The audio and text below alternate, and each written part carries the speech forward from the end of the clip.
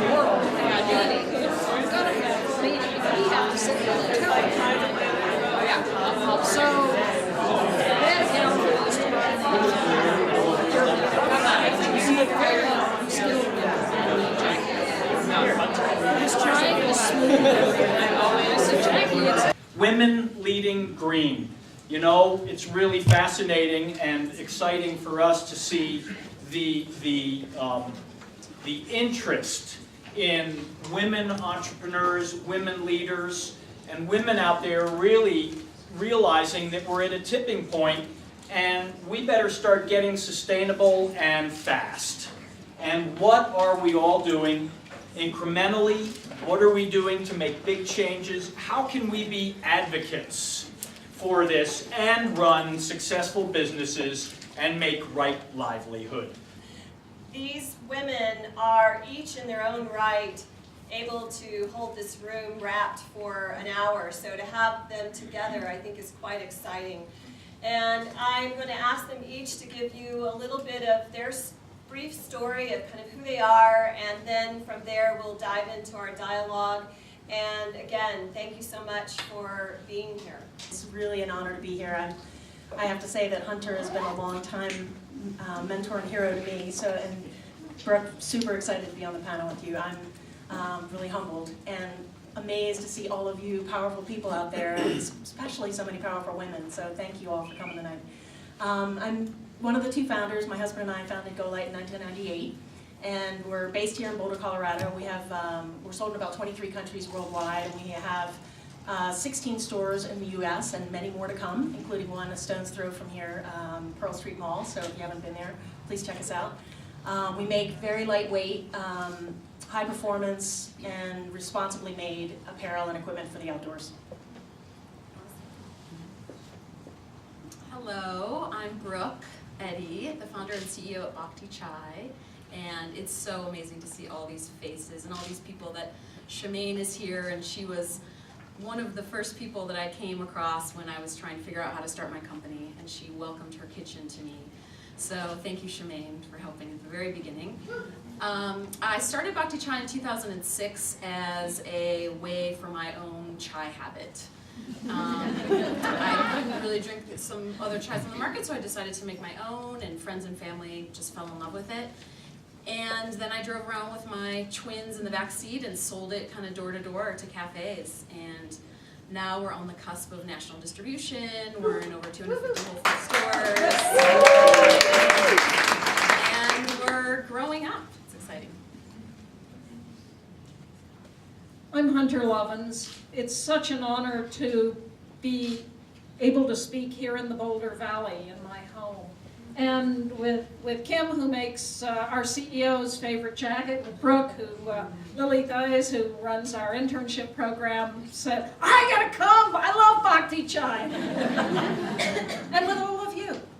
Natural Capitalism Solutions works around the world. I was just on the semester at sea boat with Unreasonable at Sea. Some of our entrepreneurs are going around the world, taking their companies to scale. And then I had to leave that and go to Bhutan at the invitation of the King of Bhutan and the Prime Minister. We've been asked to build a new global economic paradigm, taking the Bhutanese concept of gross national happiness and using that in place of gross national product. A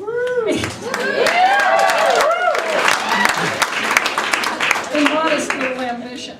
I have no clue what we're going to do.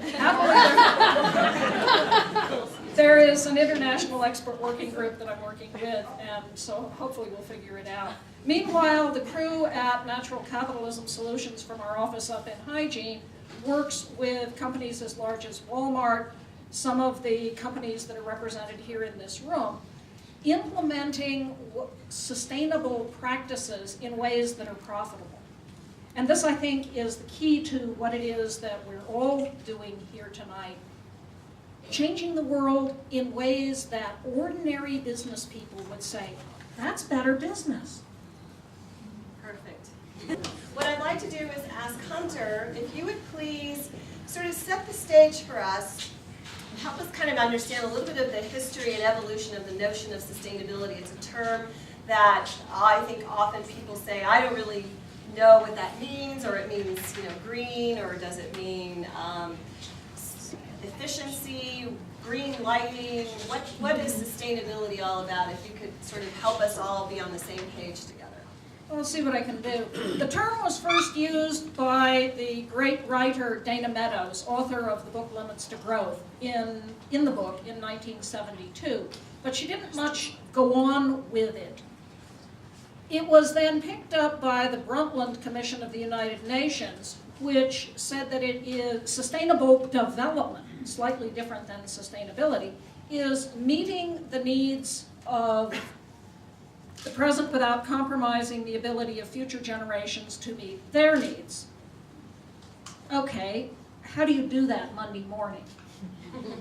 And so a number of us have worked on better definitions. My current favorite is that it is a way of being that empowers all living things to prosper, meet their needs, and attain their highest aspirations. I like the reference to all beings, because that is extremely important, that we're inclusive, and our notion is not just humans, it's all beings that we share this world with. So I'd like to move to Kim and Brook. If you kind of take a little bit what you've heard from her, and then your own understanding of how you're expressing this in your business. Kind of let's start with some of the ways in which you see sustainability being made real inside of your companies.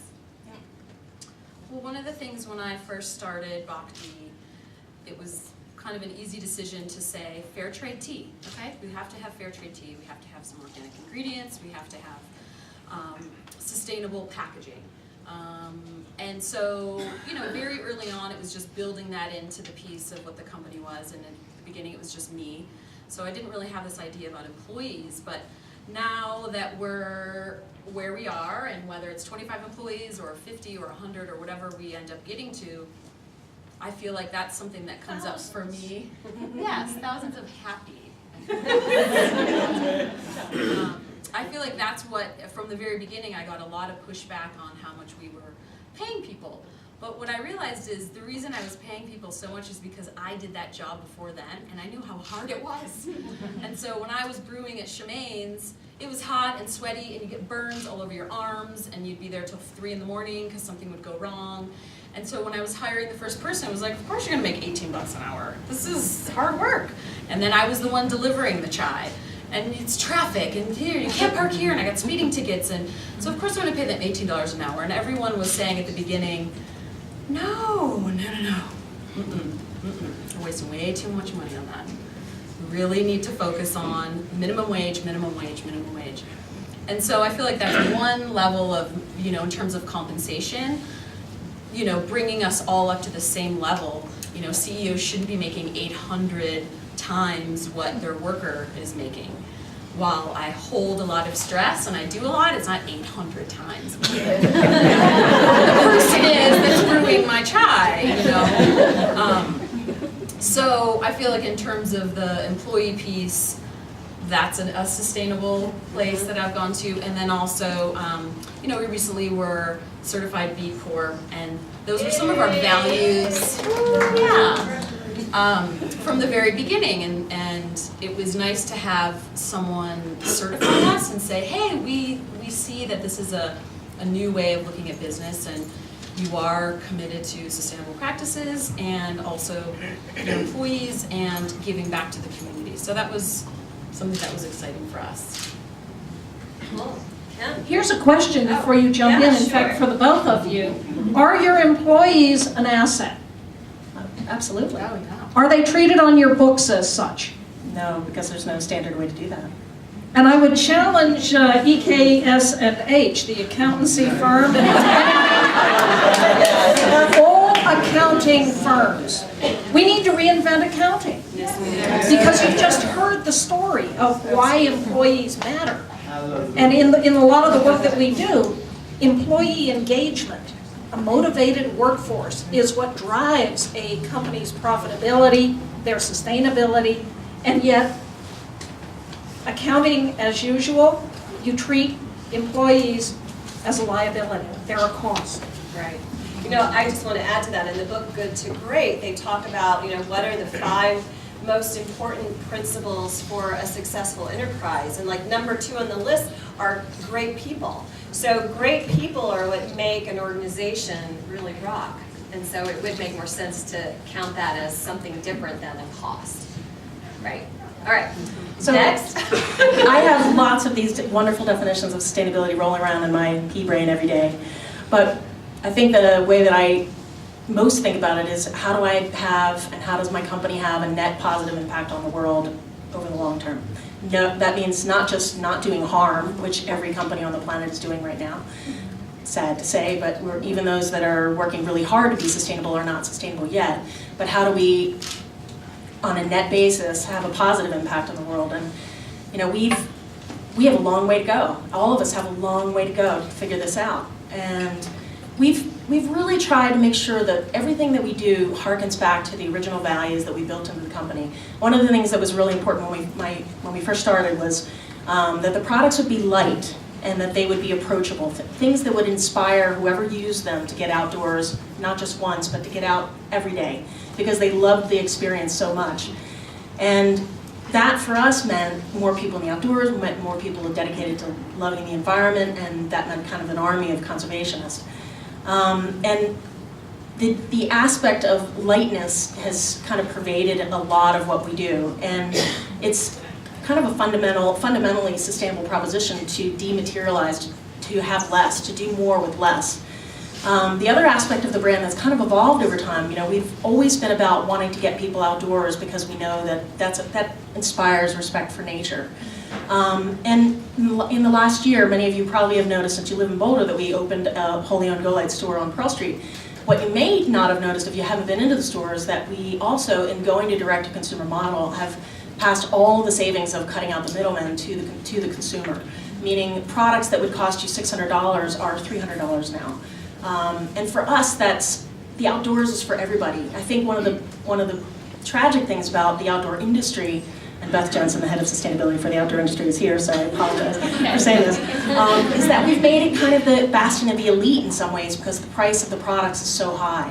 So we're really, we want to make sure that we get products on people and get them outdoors because the products that they use for the outdoors are approachable and affordable. We've got a lot of other really fun and cool things that we're working on. We have a take-back program called I'm Not Trash. If you get a Go Lite product, you'll see a little tag on the inside of everything you have that says I'm not trash, that Beth actually worked on before she was at the outdoor industry.